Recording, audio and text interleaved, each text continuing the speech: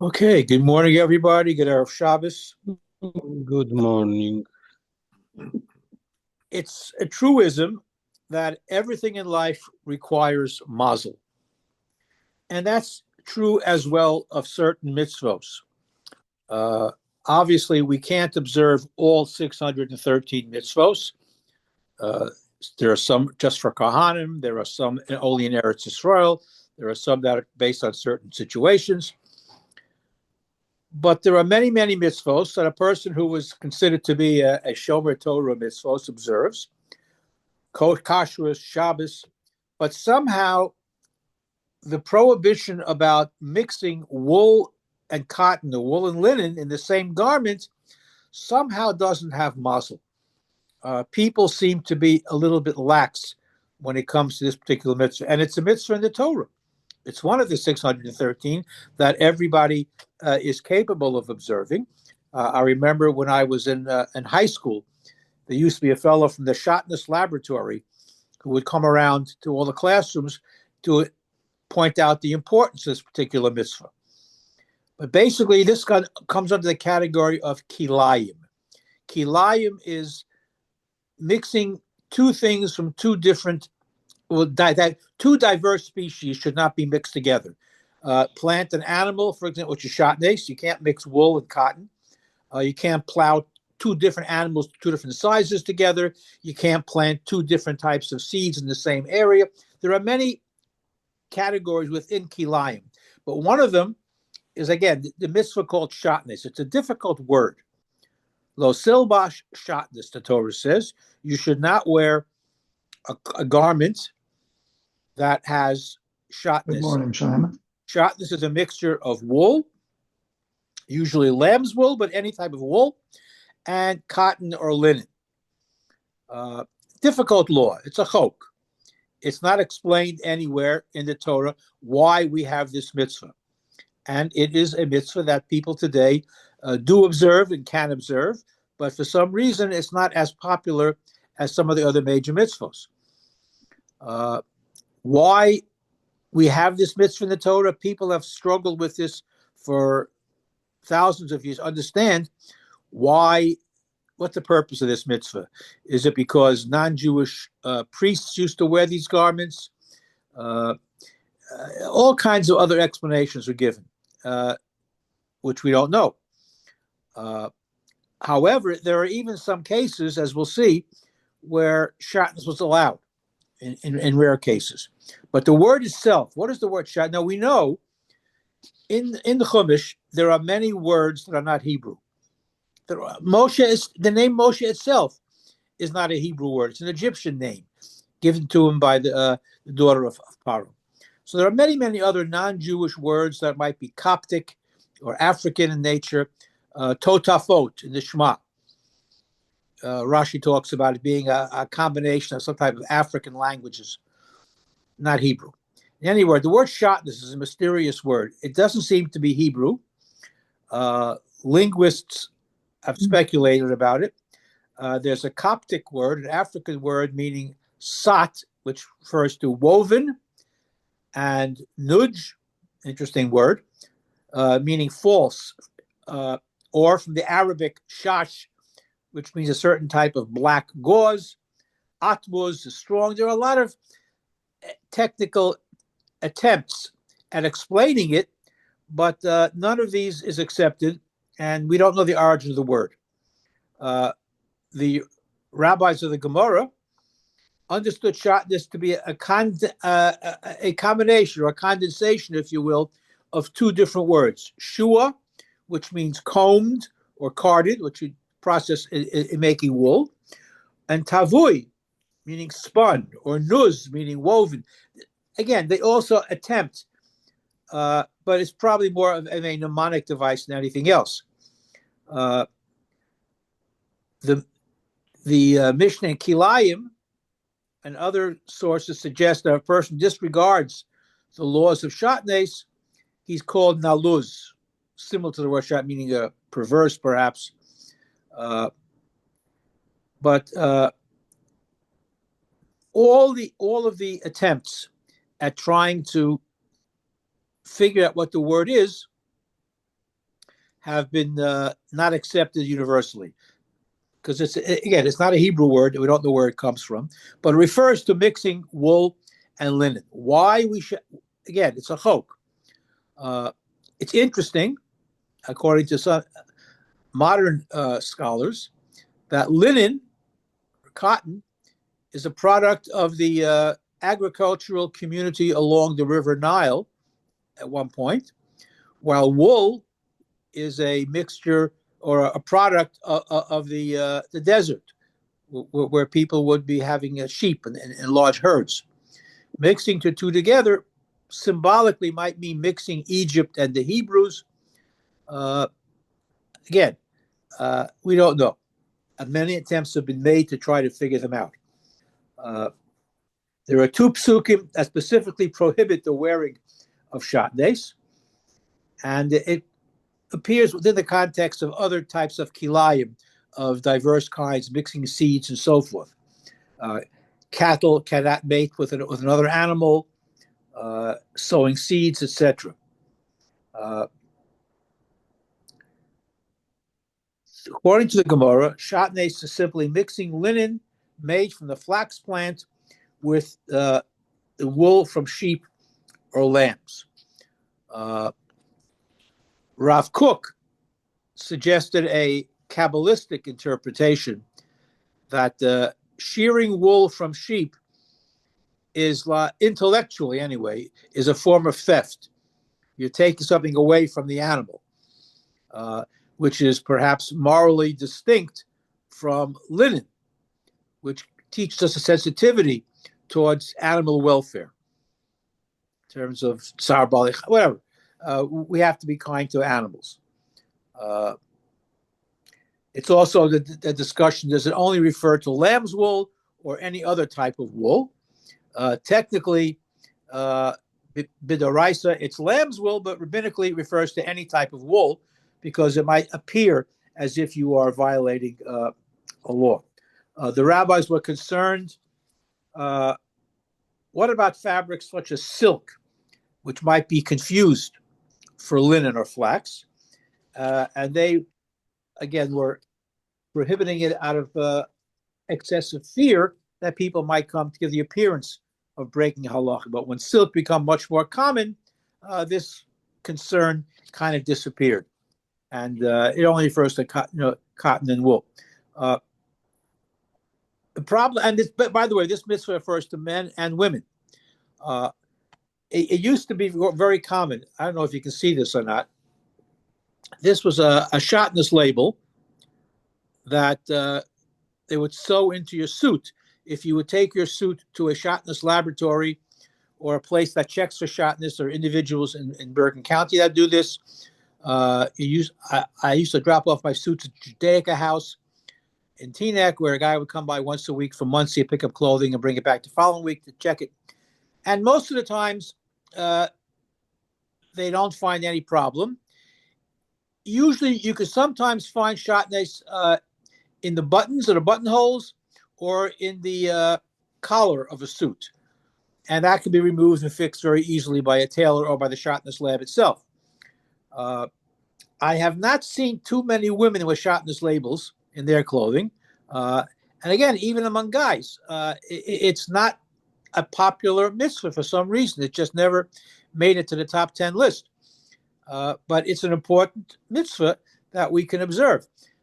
Interestingly, though, I found out there's a store in Teaneck, the Suit Lady, and she has a psak from several rabbis in Teaneck and from Rav Shechter that today's manufacturing process, the possibility of wool and linen mixed in a suit is very, very minimal, and therefore checking may not be necessary.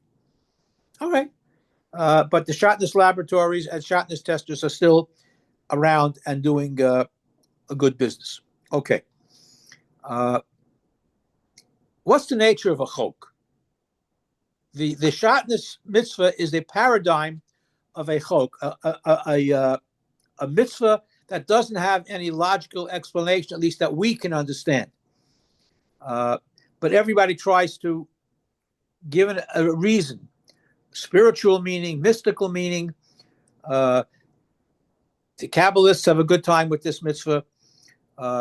One midrash traces the prohibition of shatnez to Cain and Hevel.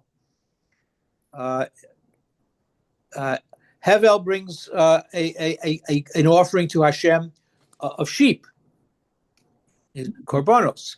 Cain brings some type of a plant offering. Hashem accepts Hevel, not Cain, and therefore Cain murders his brother. And the Midrash specifies that Cain brought flax seeds and Hevel brought woolly sheep. And after Cain killed Hevel, Hashem decreed that the offering of the sinner should not be mixed with the offering of the innocent. So the two of them together, that's one reason. Other reasons that are offered, that mixing of wool and linen is an unnatural tinkering with the divine ordained way things should be. Ramban says anybody who wears shatnez, it's like you're trying to question God's ability to create. And you want to help God by adding something. In other words, wool is distinct from linen. Two separate things. You don't mix them together. And God tells you not to. Well, you go ahead and wear shatnez, it's if you're questioning God's ability in creation. Okay. There are a lot of mystical interpretations for this. Now, what I find fascinating is that the Chachamim allowed shatnez in the Big Day Kahuna, in the avnet, in the sash or the girdle that the Kohen wore, was linen interwoven with scarlet blue material that was made out of wool and linen. So the Big Day Kahuna were allowed to have shatnez. Only, by the way, what's that? Let me ask you this. Is this shatnez is from the Torah, right? Yes. Medioraita. Yes. So how can the Kohanim override that? Well, the Chachamim apparently understood, based on how you made these items, that this was divinely permitted because the avnet had in it wool and linen. And if the Torah says that's what you make it out of, it was allowed. So they had no problem with that. Archaeologists have found tzitzis from the 1st and 2nd century that has shatnez in it, made out of wool. And interestingly enough, our own custom of what we wear tzitzis. We have some people, if you wear a woolen garment of 4 corners, as many people do, then there's no problem of shatnez. But most people wear tzitzis where the beged itself is cotton and the strings are wool. How do you do that? And again, if it's done similar to the Kohen for a mitzvah purpose or a holy purpose, apparently it was allowed. Well, This is the exception to the rule. Yes, Bendy. I think I remember when we learned this with Rabbi Yudin years ago. I think what he said this with tzitzis. He said you have the thing of asay, docha, los asay. When you have a mitzvah to do something, right, and you have los asay, the shatnez, that the mitzvah that tells you to do it wins out over the mitzvah that tells you not to do it. Yeah. I remember him saying this. It's certainly a reasonable explanation. Today, we have, with our modern technology, with microscopes and so forth, we can check much more efficiently than in days of yore if a garment has a shatnez in it. You bring your suit to a shatnez lab or a shatnez tester, and they will take a fiber or a thread and put it under the microscope, and they can tell very easily if it has shotness or not. There are people in Bergen County that'll make house calls to check. Most of the time, a tailor can fix it if you do find shotness. Other times, you're in trouble. I once bought a suit where the entire suit was shotness, and unfortunately, there were no alterations made, and I was able to return it. Again, there are other people who look at shotness in terms of looking for firms that employ sweatshop workers. You buy suits from overseas. Is that a subcategory of shotness, even though it's not technically shotness? Other religious groups, conservative reform, this is not on their radar. And this is not something that they are interested in following. However, among the Orthodox, even, so for some reason, this is not a mitzvah that is as popular as Shabbos, Kashrus, Taras Mishpacha, etc., even though it too is a biblical mitzvah.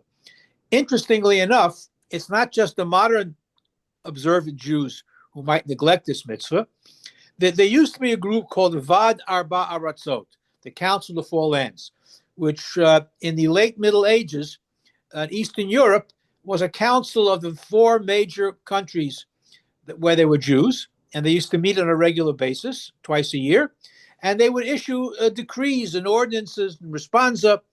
And in 1607, there was a decree issued because people seemed to be lax in this mitzvah, and they were especially warning women not to sew woolen trails to linen dresses. That apparently was a fashion statement then, or to sew a velvet strip in front of the dress, which may have had a linen backing. And anyhow, the fact remains that it's not the most popular mitzvah, yet it is a major mitzvah. And as I said, there are places in Bergen County where you could bring your garments to have it checked.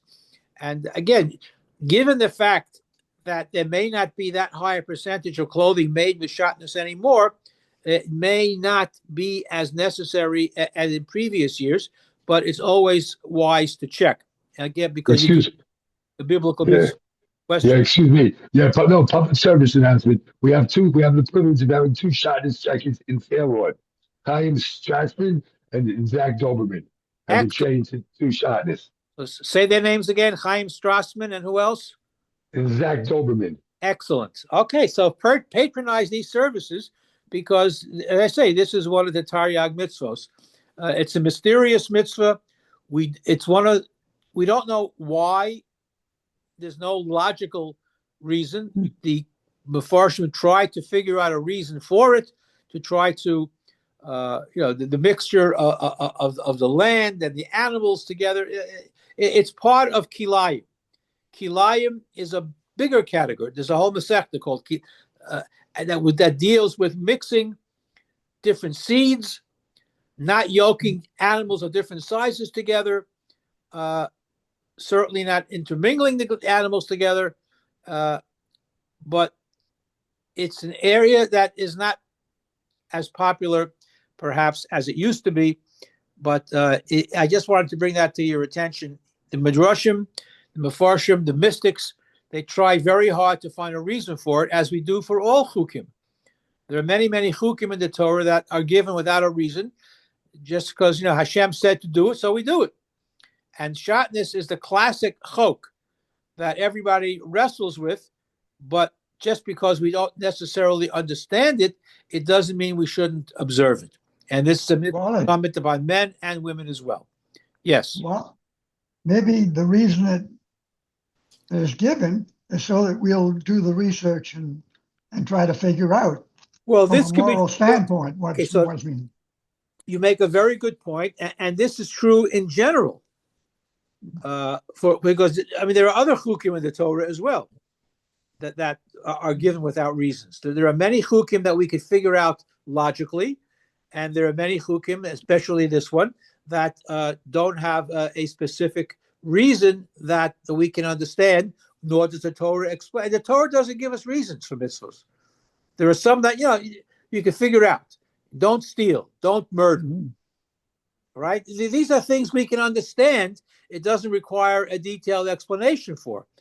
But other mitzvos, that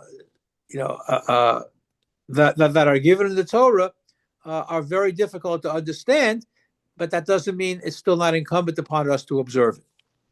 So I just wanted to share that with you because the reason I wrote it, because I came across the shotness label from an old suit of mine, and I figured, let's talk about it, because I haven't seen too many shotness labels lately. It used to be, you'd see guys when they hang up their jackets, so you'd see a shotness label in the jacket. Now you don't see it that often anymore. So I don't know if the contemporary people put labels in there, or they just tell you it's good or it's not good. But this is something we should endeavor to follow and to enhance our observance in general. Wally. Yes. If I own a clothes store, right, am I mechuyev to at least tell the guy that's coming now? Because I have no idea if the garment is shotness or not. Do I have to tell him, you should really have this checked out? If it's a Jewish, so there are a number of Jewish clothing stores that offer in-house shotness testing for that reason. If you are a Jewish owner of a clothing store and you don't have that service available, then you have to tell people, by the way, check this out. Now, usually people who are knowledgeable in this field will know which manufacturers have a high percentage of shotness. A lot of times, garments that come from overseas have shotness in it. But a good, knowledgeable clothing person would know, if he's observant anyway, would know which suits have a high probability of having shotness in it. Otherwise, as I said, the suit lady has a psak that most of her clothes is a very small percentage of shotness, therefore it doesn't require testing. That's the psak that she received. Other places have in-house shotness testing, just to make sure. Whether it's imported suits, whether it's women's clothing, coats, jackets, it all requires a shotness test. So again, for some reason, it's more popular in Brooklyn than it is in Fair Lawn, even though we have many people in Bergen County who are now shotness testers. And it isn't hard to do. You put a drop of a certain liquid on a fabric or a thread, and it tells you right away what it is. Some people use a microscope. There are different ways of checking for shotness. And as I said, most suits probably don't have shotness. However, certain suits from overseas, if you have suits made in Hong Kong or Indonesia, it may be worthwhile to check. And again, most of the time you'll find shotness either in the collar, what they put in the collar to keep it stiff, or in the buttons or buttonholes. And that's something that can be fixed very easily. But some suits are fully shotness, and that's a problem. So you have to check it before you do your alterations. Anyhow, it's one of the chukim that we have to observe. Any other questions, comments? Okay. So check out your clothing. Have a wonderful Shabbos. Stay dry. This is Shiur. Good Shabbos for everybody. Good Shabbos, thank you. Shabbos. Shabbos. Thank you, Wally. No Thank you, Rabbi.